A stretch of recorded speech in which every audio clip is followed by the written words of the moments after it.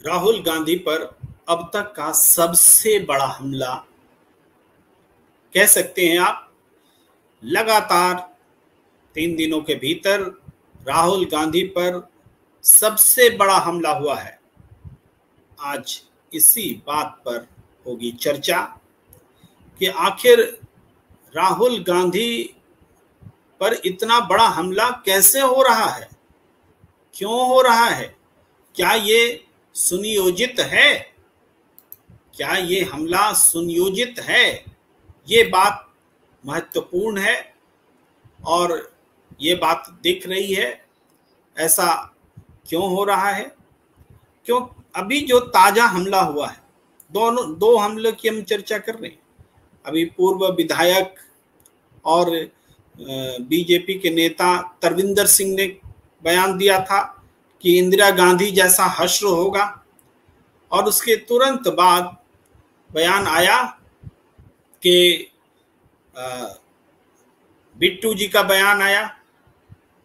सांसद हैं, मंत्री हैं, भारत सरकार के मंत्री हैं, मंत्री होकर के राहुल गांधी को क्या क्या नहीं बता रहे हैं। आतंकवादी, देश विरोधी, भारतीय नहीं है, ये है वो है। मैं अभी तमाम बातें आपको दिखाने वाला हूं, बताने वाला हूं। लेकिन वो बात जिस वजह से राहुल गांधी पर हमले हो रहे हैं, आखिर राहुल गांधी को जान से मारने की धमकी क्यों दी जा रही है? क्या कह दिया इन्होंने? क्या राहुल गांधी ने ऐसी कोई बात कह दी कि उनकी जान लेने की धमकी दी जाएगी? क्या ऐसी बात कह दी कि सरकार उनको आतंकवादी करार देगी? अगर ऐसा कुछ कर दिया तो हिंदुस्तान की अदालत खुली हुई है। जाइए ना भाई, जाइए, राहुल गांधी के खिलाफ केस दर्ज करवाइए। लेकिन ये कौन सा तरीका है कि आप सुबह से शाम तक बीजेपी के नेता लगातार राहुल गांधी पर हमला कर रहे हैं और गलत तरीके से हमला कर रहे हैं। सबसे पहले मैं वो बयान दिखाना चाहता हूं जो राहुल गांधी ने अमेरिका में कहा था। मैं साउंड बाइट नहीं दिखाऊंगा, साउंड बाइट जल्दी से पार हो जाता है और उसको समझने में दिक्कत होती है। मैं उसकी स्क्रिप्ट दिखा रहा हूं कि राहुल गांधी ने एग्जैक्टली कहा क्या, सिखों के लेकर के, धर्म को लेकर के, रिलीजन्स को लेकर के, भारत में जो माहौल है उसको लेकर के उन्होंने कहा क्या, जिस वजह से राहुल गांधी के बयान को ऐसा समझा गया और ऐसा बताया जा रहा है। आप सब भी इंग्लिश के इतने जानकार जरूर हैं कि उन बातों को पढ़ भी सकते हैं और समझ भी सकते हैं। क्या भारतीय जनता पार्टी के लोग, भारतीय जनता पार्टी के नेता राहुल गांधी के दिए गए बयान जो अंग्रेजी में है उसको अंग्रेजी में समझ नहीं पा रहे हैं? कि जानबूझकर नहीं समझने का, उसको तोड़कर मरोड़कर पेश करने का एक षड्यंत्र कर रहे हैं? ये बड़ा सवाल है। लेकिन सबसे पहले देखिए कि राहुल गांधी ने कहा क्या था। राहुल ने अमेरिका में कहा क्या? The fight is about whether he as a Sikh is going to be allowed to wear a turban in India. मैं ट्रांसलेशन करते चलता हूं।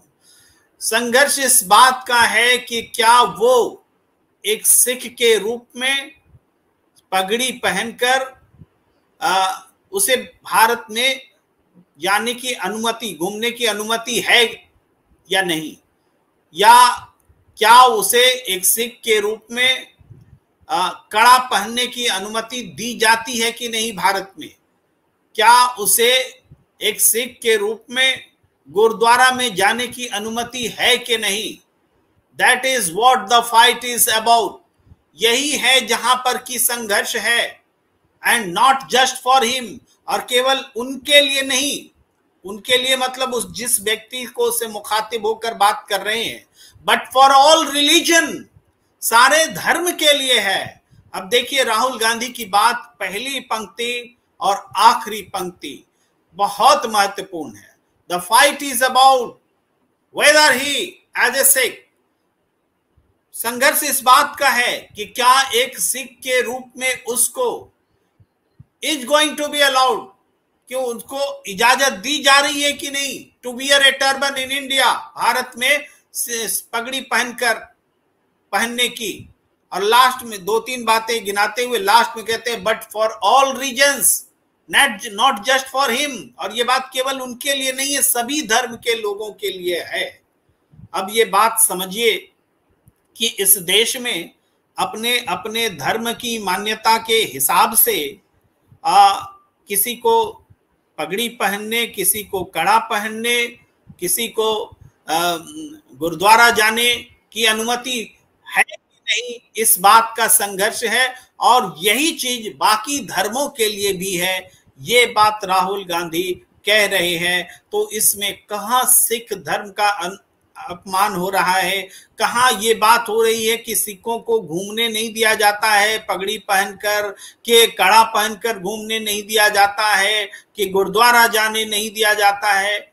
ऐसा नहीं है कि नहीं दिया जाता है, ये कह रहे हैं राहुल गांधी। राहुल गांधी कह रहे हैं कि इस बात का संघर्ष है कि उनको दिया जाता है कि नहीं। और ऐसे उदाहरण है, सिर्फ सिख धर्म में नहीं है, विभिन्न धर्मों में के ऐसे उदाहरण है। अब मैं थोड़ा सा इसको और एक्सप्लेन करता हूं कि राहुल गांधी ने सिख धर्म का ही उदाहरण क्यों दिया। राहुल गांधी ने सिख धर्म का उदाहरण क्यों दिया, रुक जाइए मैं इसको थोड़ा सा बताऊंगा। लेकिन इससे पहले मैं वो बताता हूं, क्योंकि आज का विषय है कि राहुल गांधी पर अब तक का सबसे बड़ा हमला, तो मैं आपको बहुत इंतजार नहीं कराना चाहता। पहले वो सुन लीजिए कि बिट्टू जी ने जो सांसद हैं, मंत्री हैं मोदी सरकार में, वो हमला क्या कर रहे हैं। तब हम फिर वो भी बताएंगे कि आखिर सिख का उदाहरण ही उन्होंने क्यों दिया, किसी और धर्म का उदाहरण राहुल गांधी ने अमेरिका के में हुए भाषण में क्यों नहीं दिया। ये दोनों बातें हम बताएंगे, लेकिन पहले सुनिए कि क्या आरोप रवनीत सिंह बिट्टू ने लगाए हैं। आप देखिए, ये आरोप जो है मैं आपको आपके सामने रखता हूं। मोदी सरकार के मंत्री रवनीत बिट्टू ने राहुल गांधी को आतंकवादी बताया। आतंकवादी बताया, क्या कहा, मेरी राय में अगर किसी को या देश के सबसे बड़े दुश्मन को पकड़ने का इनाम मिलना चाहिए तो वह राहुल गांधी है। यानी राहुल गांधी को पकड़ने के लिए इनाम दिया जाना चाहिए, ये कह रहे हैं रवनीत बिट्टू जो मंत्री हैं केंद्र सरकार में। कह रहे हैं कि राहुल गांधी भारतीय नहीं है। बताइए भारतीय है कि नहीं है, वो रवनीत बिट्टू तय करेंगे, तय कर रहे हैं, मोदी सरकार तय कर रही है। ये अदालत से तय होता है बंधु, अदालत से। अदालत के बाहर किसी को यह तय करने का अधिकार नहीं है कि कौन भारतीय है, कौन आतंकवादी है, कौन विदेश प्रेमी है, कौन देश प्रेमी है। ये तय नहीं होता है। अदालत किसी को गद्दार भी साबित करती है, बाकी सारे लोग देश प्रेमी हैं। राहुल गांधी पर अब तक का सबसे बड़ा हमला है। रवनीत बिट्टू कहते हैं मेरी राय में राहुल गांधी भारतीय नहीं है। अब बताइए आपकी राय पूछी कौन है? आपकी राय गोबर है, गोबर। इसका कानूनी कोई महत्व नहीं है। क्या आप कह देंगे राहुल गांधी भारतीय नहीं है तो वो भारतीय नहीं रह जाएंगे। उन्होंने अपना अधिकांश समय दुनिया से बाहर बिताया है। आप जीवन भर उनके साथ में घूम रहे थे। 1 घंटा स्विट्जरलैंड, 1 घंटा लंदन, 1 घंटा कनाडा, 1 घंटा अमेरिका, 1 साल वहां, 6 साल यहाँ, 6 महीना वहां, 2 महीना वहां। आप डायरी में नोट कर रहे थे। किसने बताया आपको? उनके दोस्त और परिवार वहीं के हैं। उनके कौन से दोस्त? क्या हिंदुस्तान में करोड़ों लोग जो राहुल गांधी की भारत जोड़ो यात्रा के समय उनके साथ घूम रहे थे, वो उनके दोस्त नहीं है? क्या वो सैलून वाला मिथुन राहुल गांधी का दोस्त नहीं है? क्या वो चमड़े का काम करने वाला चैतराम राहुल का दोस्त नहीं है? राहुल के दोस्त विदेशी हैं। आप सबसे ज्यादा जानते हैं, लेकिन आप मंत्री हैं, आप मोदी सरकार के मंत्री हैं, कुछ भी कह सकते हैं। कहते हैं मुझे लगता है कि कहीं ना कहीं वह अपने देश से इतना प्यार नहीं करते हैं, क्योंकि वह चले जाते हैं, माने वो विदेश उनका इशारा है। अपने देश से कितना प्यार करते हैं, अरे प्यार कितना करते हैं इसको क्या कोई माप सका है? माप सका है? आप अपने परिजनों से कितना प्यार करते हैं बिट्टू जी, ये क्या माप के बताएंगे गैलन लेके? कैसे बताएंगे? तो राहुल गांधी किस देश से कितना प्यार करते हैं वो आपको कैसे पता है? राहुल गांधी के पूरे परिवार का इतिहास कुर्बानी का है। राहुल गांधी स्वयं का जो भी अतीत दिख रहा है वो लगातार जनता के बीच में प्यार मोहब्बत का है, मोहब्बत की दुकान सजाने का है। और आप कहते हैं देश से प्यार नहीं है। देश किसको कहते हैं? लेकिन मोदी सरकार के मंत्री हैं, कह सकते हैं, अधिकार है उनको, किसी को भी अपमानित कर सकते हैं। कोर्ट से भी बड़ी कोर्ट है ये, जो चाहे सो कहेंगे। इसके आगे भी वो इसी तरह की बातें करते हैं जिसको बहुत ज्यादा बताने चर्चा करने की आवश्यकता नहीं है। लेकिन ये बात समझिए कि नरेंद्र मोदी सरकार का एक मंत्री कितने भद्दे तरीके से लीडर ऑफ ऑपोजिशन, नेता प्रतिपक्ष राहुल गांधी पर हमले कर रहा है। बिलो द बेल्ट बोलना भी बहुत छोटा शब्द है। जंघा के नीचे हमला करना भी महाभारत में जो वर्जित माना गया था वो भी यहां पर बहुत छोटी बात है। अरे सरकार हो तुम, सरकार का हिस्सा हो तुम, फिर भी देश के नेता प्रतिपक्ष को इस तरह से अपमानित कर रहे हो। ये नेता प्रतिपक्ष लगातार चुनाव भी जीत रहा है। देखिए अभी हरियाणा में भी जीत के लाएगा, जम्मू कश्मीर में भी चुनाव जीतेगा, महाराष्ट्र में भी जीतेगा। और उसके बावजूद इनकी इज्जत प्रतिष्ठा आपको करना गवारा नहीं लगता। इज्जत प्रतिष्ठा मत करिए नेता प्रतिपक्ष को, लेकिन कानून को हाथ में मत लीजिए। देश कानून से चलता है। कोई देश प्रेमी है कि नहीं है ये अदालत तय करेगी। आप होते कौन हैं ये तय करने वाले, लेकिन आप करेंगे। देखिए कुछ दिन पहले वो बीजेपी के पूर्व विधायक जिसने राहुल गांधी पर हमला बोला था, कैसे हमला बोला था हम आपको सुनाना चाहते हैं।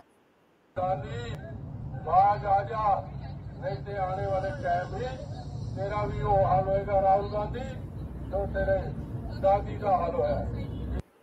आप समझ रहे हैं? राहुल गांधी बाज आजा, नहीं तो आने वाले समय में तेरा भी हाल वही होगा जो इंदिरा गांधी, तेरी दादी का हुआ था, इंदिरा गांधी का हुआ था। ये बात कह रहे हैं बीजेपी के नेता, खुलेआम कह रहे हैं और डराने वाले अंदाज में कह रहे हैं। अब मैं उस पॉइंट पर लौटता हूं जहां पर मैंने इन बाइट्स को, उनके कथनों को सुनाते समय थोड़ा सा कहा था कि ठहरिए हम बताते हैं। आखिर राहुल गांधी ने सिख का उदाहरण देकर ही बातों को क्यों समझाया? हम जानते नहीं है क्या कि इस देश में बुर्का पहनने को लेकर कितना विवाद होता है, हिजाब पहनने को लेकर के कितना विवाद कर्नाटक में हुआ था बीते दिनों। स्कूल जाने से लड़कियों को रोका गया और अक्सर दाढ़ी होती है, पोशाक होता है, टोपी होती है, तो उसको लेकर के कुछ न कुछ ऐसी घटनाएं घट जाती हैं जो अप्रिय कहलाती हैं। इसकी सीरीज क्या बतानी पड़ेगी, इसको क्या याद दिलाना पड़ेगा? तो इस डर से मैं कहता हूं कि राहुल गांधी ने इस आशंका से कि अगर इस्लाम धर्म का वो उदाहरण देंगे तो दुनिया में भी बहुत सारे इस्लामिक कंट्रीज हैं, वो लोग भी उस तरीके से बात को ले सकते हैं राहुल गांधी की बात को। और हमारे देश के नेता तो राहुल गांधी पर हमला करने के लिए तैयार ही बैठते हैं।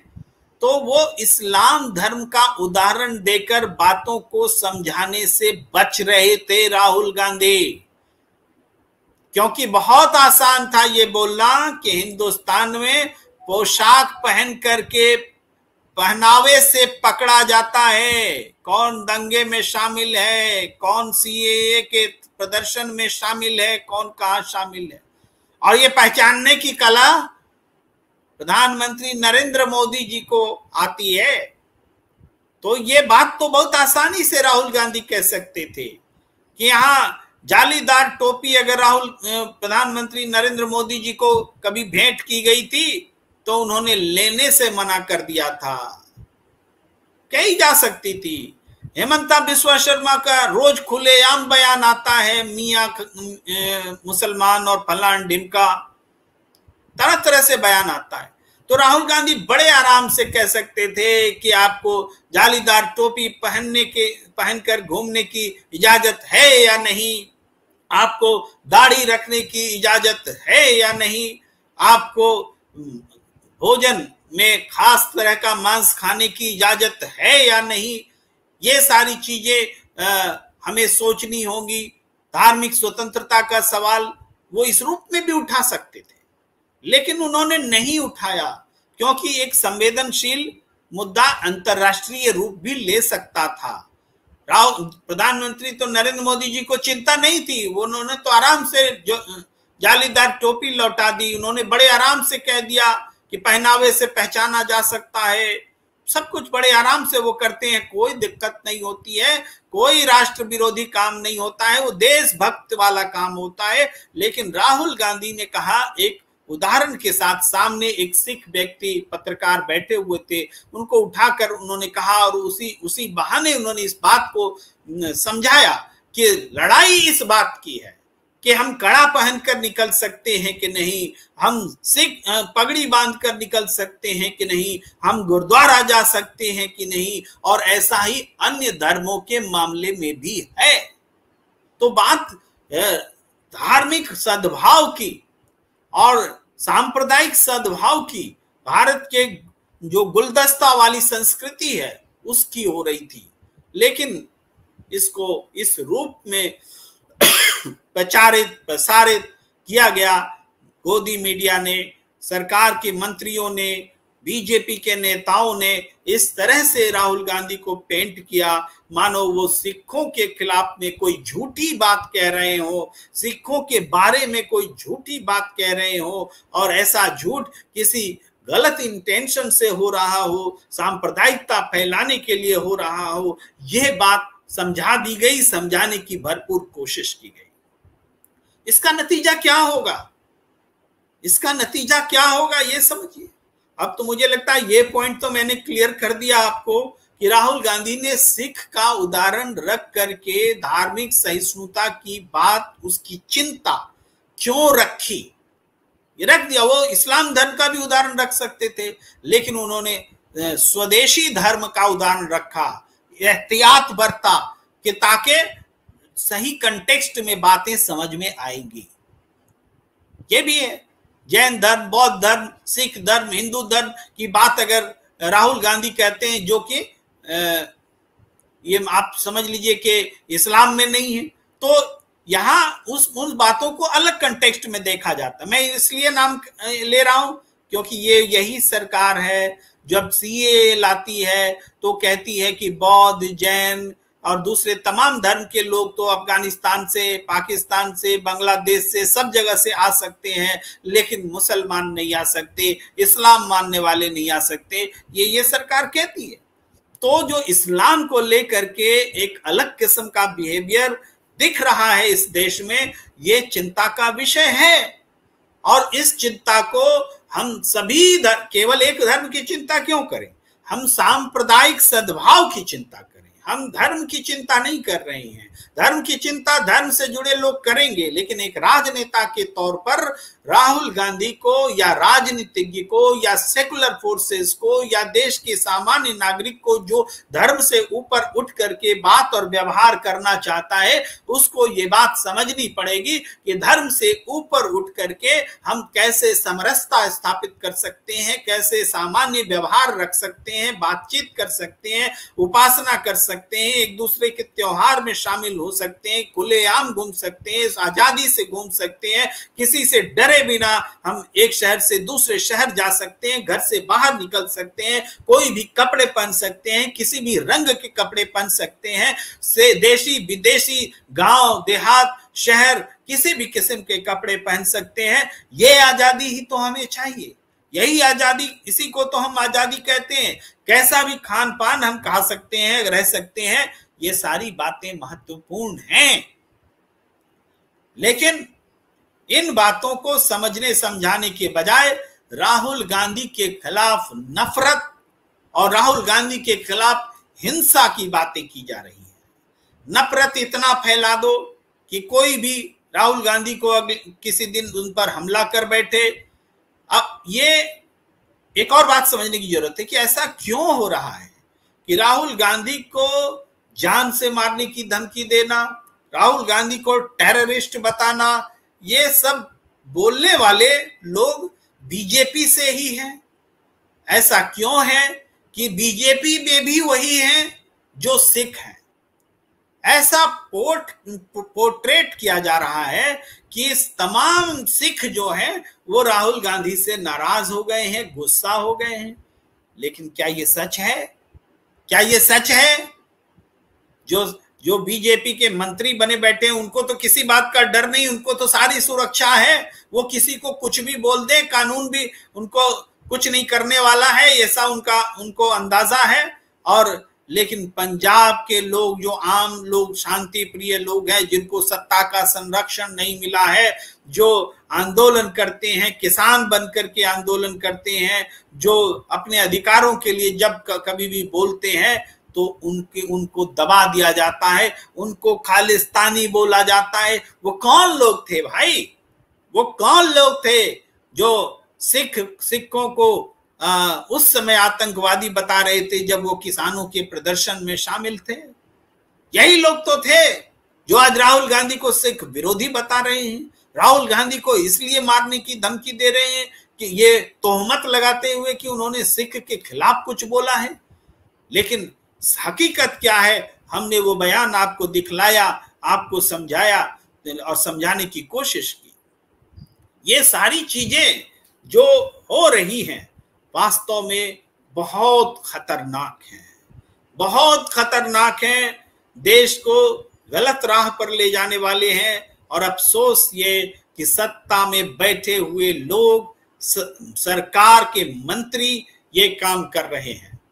क्या आज कोई व्यक्ति एक ट्वीट कर दे योगी आदित्यनाथ के खिलाफ, नरेंद्र मोदी के खिलाफ कि वो टेररिस्ट हैं, और जो भाषा इन्होंने कही है वो अगर ट्वीट कर दे इन लोगों के खिलाफ तो उनकी अरेस्टिंग हो जाएगी, वो जेल में चले जाएंगे, उन पर यूएपीए लग जाएगा। उसका हश्र वही होगा जो उमर खालिद का हो रहा है। 4.5 साल से उमर खालिद बंद है, कोई ट्रायल नहीं हुआ है, 10 बार केस सुप्रीम कोर्ट में गया है, लेकिन जज को सुनने का टाइम नहीं है, जस्टिस को वो सुनने के लिए भी तैयार नहीं है। केस चलना तो बहुत दूर की बात है। 4.5 साल एक बड़ा समय होता है एक नौजवान का। 4.5 साल में वो एक समय पूरी हाई एजुकेशन, हायर एजुकेशन को 5 साल में खत्म हो जाता है, और 4.5 साल से ज्यादा समय हो गया। वो नौजवान जेएनयू का जो पढ़ रहा था उसको जेल में डाल कर रखा गया है,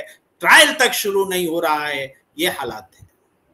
तो क्या ये धार्मिक जो भेदभाव है उसका उदाहरण नहीं है उमर खालिद? कोई कह सकता है कि नहीं है? उमर खालिद अगर मुसलमान नहीं होता तो क्या कोई भी है जो पॉलिटिकल कारण से 4.5 साल तक जेल में बंद रखा गया हो? कन्हैया कुमार तो नहीं बंद हुए, छूट गए, आज कांग्रेस के बड़े नेता हैं। आज कन्हैया कुमार भी उमर खालिद के पक्ष में नहीं बोल पाते हैं। क्यों नहीं बोलते भाई? तो ये मैं इन आलोचनाओं में नहीं जाता, जो बोला जाना चाहिए और गलत के खिलाफ अक्सर बोला जाना चाहिए, और अगर हम नहीं बोलेंगे गलत को गलत तो फिर ऐसी चीजें बढ़ती रहेंगी। हम ये कह रहे हैं कि राहुल गांधी पर यह हमला बहुत सुनियोजित है, और राहुल गांधी से पर यह हमला क्यों है इस पर भी बात करना जरूरी है। ये बात तो समझ में आती है कि उन्होंने ये स्टेटमेंट दिया तो उसको ट्विस्ट करके और उस पर हमला किया, राजनीतिक हमला करें तो ठीक है, लेकिन इस तरह का माहौल बनाना कि राहुल गांधी पर वास्तव में हमला हो जाए, जान को खतरा हो जाए, जान लेने की धमकी दे दी जाए, देश आतंकवादी घोषित कर दिया जाए, ये तो बहुत ही खतरनाक और खौफनाक बात है। ये पूरे देश के लिए खतरनाक और खौफनाक बात है। लेकिन निश्चित रूप से हमें बड़े एस्पेक्ट पे सोचना पड़ेगा कि ये हमले क्यों हो रहे हैं। एक बयान भर के लिए नहीं हो रहे हैं, बयान तो बहाना है, उसको ऐसे भी तोड़ मरोड़ के ही बताया जा रहा है। तो असली कारण क्या है? असली कारण है कि नरेंद्र मोदी सरकार की और स्वयं नरेंद्र मोदी की विश्वसनीयता को आसमान से जमीन पर लाकर रख दिया है, तो उस एक शख्स का नाम राहुल गांधी है। नरेंद्र मोदी जिनके कहीं सभा करने से मोदी मोदी की आवाज और उस आवाज के साथ एक किस्म की तरंगे हिला करती थी और उस तरंग में लोग झूमा करते थे, वो आज स्थिति उलट गई है। आज ये दृश्य राहुल गांधी की सभाओं में राहुल गांधी के लिए देखने को मिलता है, और नरेंद्र मोदी जब हरियाणा में सभा करने जाते हैं तो भीड़ जो है वो 5,000 की भीड़ भी नहीं जुटा पाते, 15,000 की क्षमता वाले जगह पर सभा करते हैं। सारे सरकारी कर्मचारी, पुलिस बल, तमाम संख्या गिना लेने के बावजूद वो जगह भर नहीं पाती। जबकि पहले नजारा ये होता था, कोई पेड़ पर लटक कर सुन रहा होता था नरेंद्र मोदी को, कोई छत पर भीड़ लगाकर देख रहा होता था, क्षमता से ज्यादा लोग आते थे, मैदान से बाहर भीड़ रहती थी, शहर में ट्रैफिक जाम रहता था। वो सारी चीजें अब इतिहास हो गई हैं। अब नरेंद्र मोदी को सुनने के लिए लोग आना नहीं चाहते हैं। ये हालात पैदा हुए हैं तो जिस एक व्यक्ति के कारण, उस व्यक्ति का नाम राहुल गांधी है। जो पार्टी, जो नेता 400 सीट के ज्यादा के सपने देख रहा था, उस पार्टी को, उस नेता को अगर 240 पर समेट देने का काम किसी ने किया है तो उस नेता का नाम, उस अगुआ का नाम जिसने इंडिया गठबंधन को एक तरह से एनर्जी दी, वो राहुल गांधी है। और दूसरे तमाम नेता भी साथ में है। मैं किसी एक को क्रेडिट नहीं देता, लेकिन अगर एक का नाम लेना पड़े तो वो राहुल गांधी है। तो राजनीति बदलने का काम इस देश में अगर किसी ने किया है तो वो राहुल गांधी है। लोग मानने को यकीन नहीं करते थे कि चुनाव से 1 साल पहले तक, जब आप समझ लीजिए कि कांग्रेस पार्टी के अध्यक्ष मल्लिकार्जुन खड़गे हुए, उससे पहले तक जब G23 का ड्रामा चल रहा था, उस समय तक ये कह रहे थे कि कांग्रेस पार्टी मिट जाएगी, कांग्रेस मुक्त भारत हो जाएगा। लेकिन राहुल गांधी ने, वो प्रशांत किशोर तो ऐसी सलाहें दे रहे थे कि गांधी परिवार से कांग्रेस को हटा दीजिए, मुझे कार्यवाहक बना दीजिए, एक ऊपर में सोनिया जी रहेंगी, उनको मेरी रिपोर्टिंग रहेगी, मैं कांग्रेस को रिवाइव कर दूंगा। वारे रिवाइवर! उसी समय सोनिया गांधी ने प्रशांत किशोर की एंट्री बंद कर दी कि इस व्यक्ति को कभी भी अपने दफ्तर में आने मत देना। ये तो मैं संदर्भवश कर गया, लेकिन उसके बाद कह गया। लेकिन उसके बाद जो राहुल गांधी ने राजनीति शुरू की पूरे देश में, शुरुआत तो कर्नाटक से आप मान सकते हैं, कर्नाटक के बाद तेलंगाना में जिस तरीके से कांग्रेस का आविर्भाव हुआ, जिस तरीके से सोनिया गांधी, प्रियंका गांधी को दक्षिण के लोगों ने सर माथे पर बिठाया, उससे एक उम्मीद जगी। भारत जोड़ो यात्रा उसी दौरान चल रही थी। भारत जोड़ो न्याय यात्रा भी शुरू हुई और राहुल गांधी ने देश के अलग अलग हिस्सों में जाकर के कांग्रेस को जिंदा करने का, पुनर्जीवित करने का काम किया। और आज कांग्रेस इस स्तर पर है कि आज भारतीय जनता पार्टी राहुल गांधी की घेराबंदी करने के लिए उनको जान से मारने की धमकी दे रही है। ये भारतीय जनता पार्टी की ओर से दी गई धमकी मानी जानी चाहिए। किसी ने निंदा नहीं की, किसी ने गलत नहीं बताया, किसी ने पनिश नहीं किया, तो क्या कहेंगे आप? क्या बीजेपी राहुल गांधी को जान से मारने की धमकी दे रही है? यह कहना गलत है। बीजेपी के नेता खुलकर धमकी दे रहे हैं। बीजेपी की सरकार के मंत्री खुलकर राहुल गांधी को आतंकवादी बता रहे हैं, देश विरोधी बता रहे हैं, भारतीय मानने को तैयार नहीं है, विदेश में रहने वाला बता रहे हैं। और इस तरीके से एक हेट्रेड, एक नफरत राहुल गांधी के खिलाफ फैलाई जा रही है। तो इसका कारण है राहुल गांधी का वो इनोवेटिव तरीका, जिसने राजनीति को देखने का तरीका बदल दिया, जिसने हिंदुस्तान की राजनीति को बदल दिया, जिसने राहुल गांधी को, समझिए, उस व्यक्ति ने कभी भी एक बार भी आकर के ये नहीं कहा कि मैंने ऐसा नहीं कहा था कि इधर से आलू डालो उधर से सोना निकलेगा। कभी एक बार भी नहीं कहा। जो जिसको जो मेरे बारे में बोलना हो बोलो।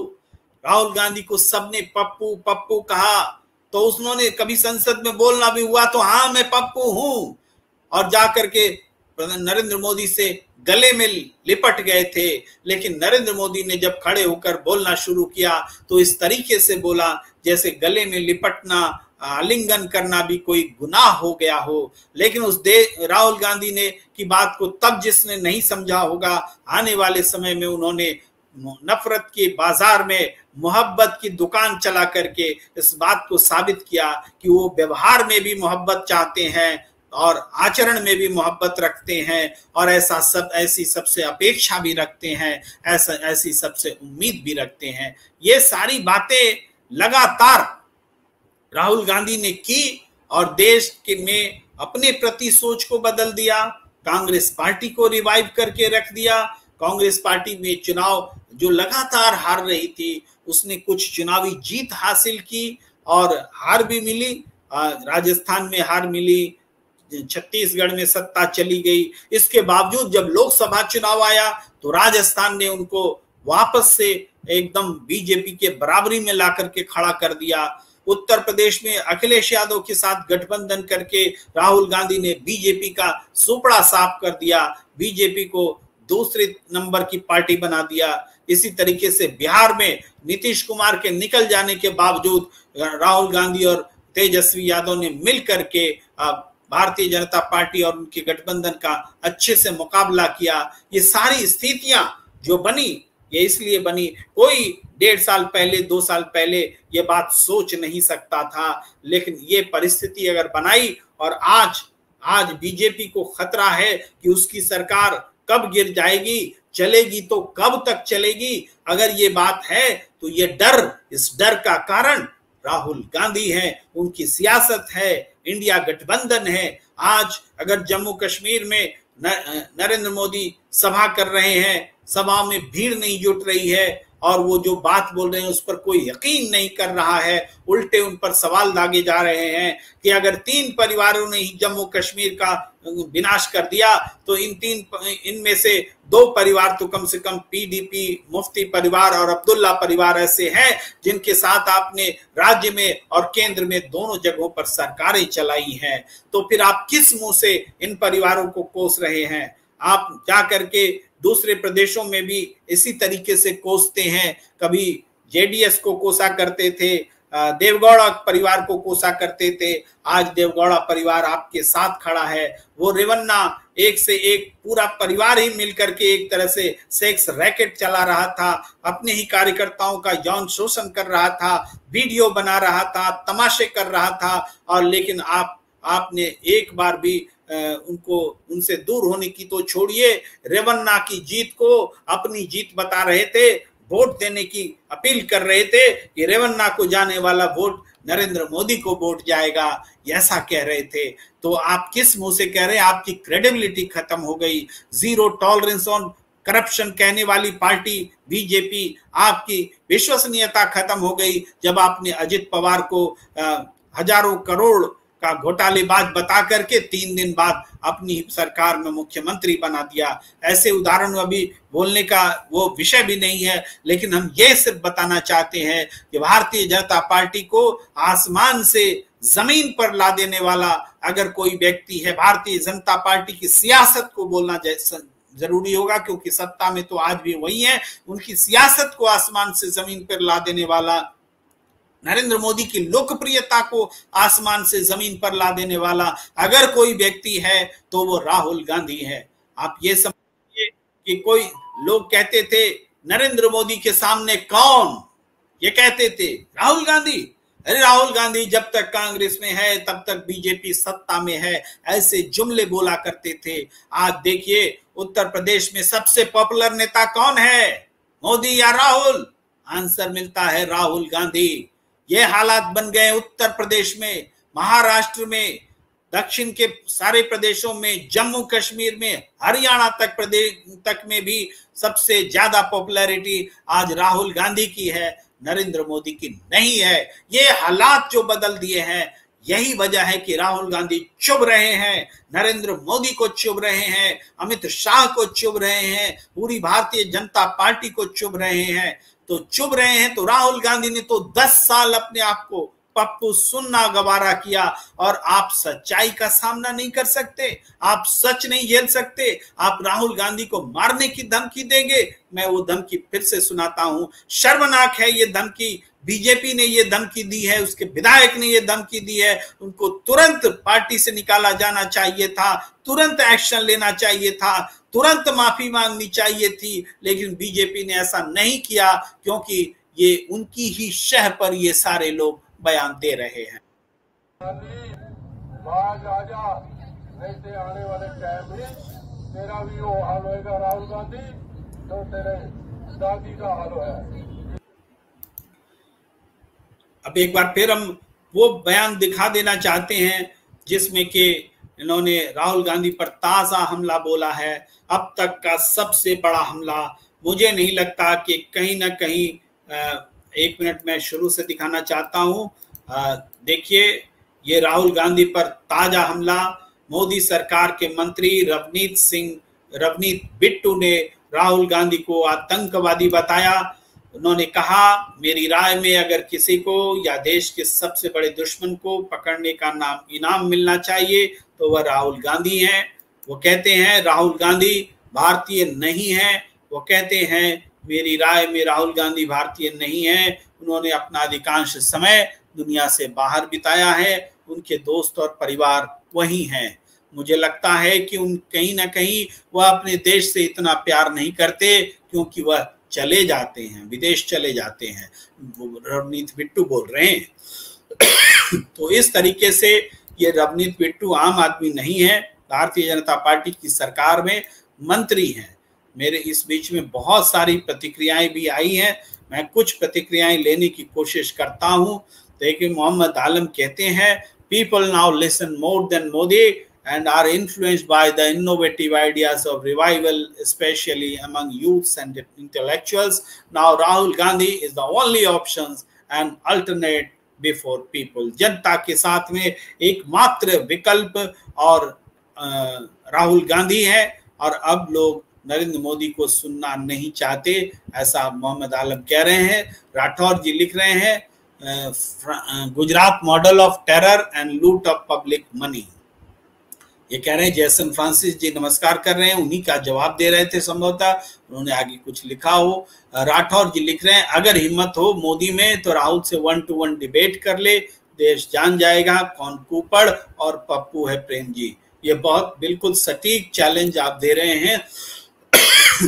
कोपर्डी सुदामा है, पप्पू भी सुदामा है, ठग भी सुदामा है, सबसे बड़ा बेशर्म भी सुदामा है।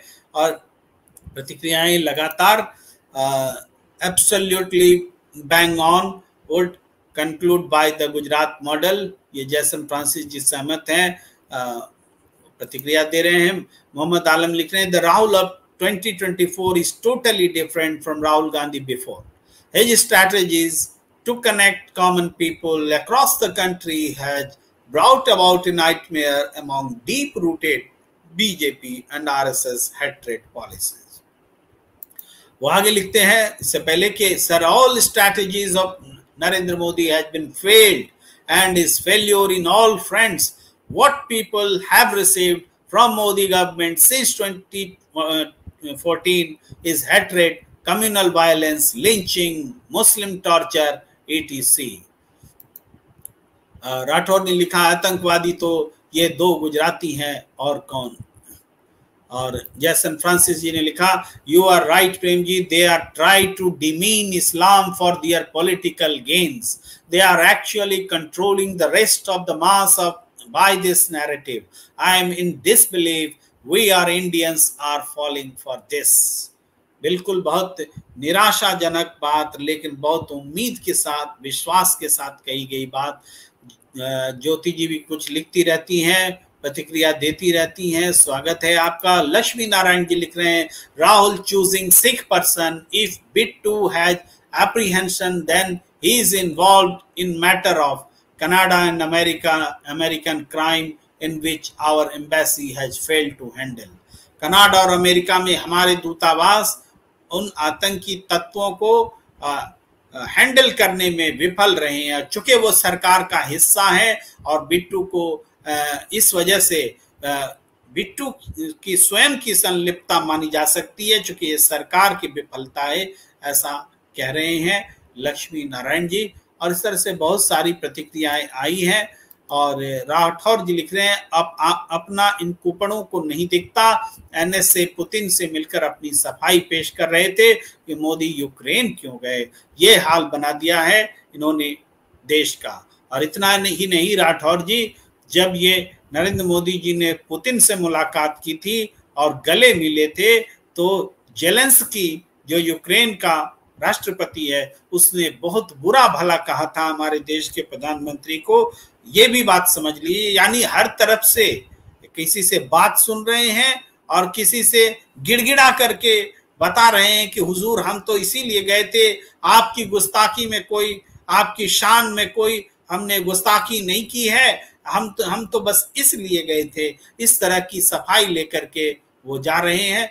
लेकिन चलिए आज की चर्चा को हम विराम देना चाहते हैं और आप हमारे साथ जुड़े रहे और बहुत विश्वास के साथ समय देते हुए क्वालिटेटिव आप और क्वांटिटेटिव भी आप अपनी बात रखते हुए हमारे साथ जुड़े रहे, तो इसके लिए आप सबका बहुत बहुत आभार है। और हमारी प्रणाम इंडिया अपने YouTube चैनल को लाइक कीजिए, शेयर कीजिए, सब्सक्राइब कीजिए, बटन दबाइए ज्वाइन का, और इसी तरीके से ये चर्चा का क्रम विश्वासपूर्वक तथ्यपूर्ण तरीके से आगे भी जारी रहे।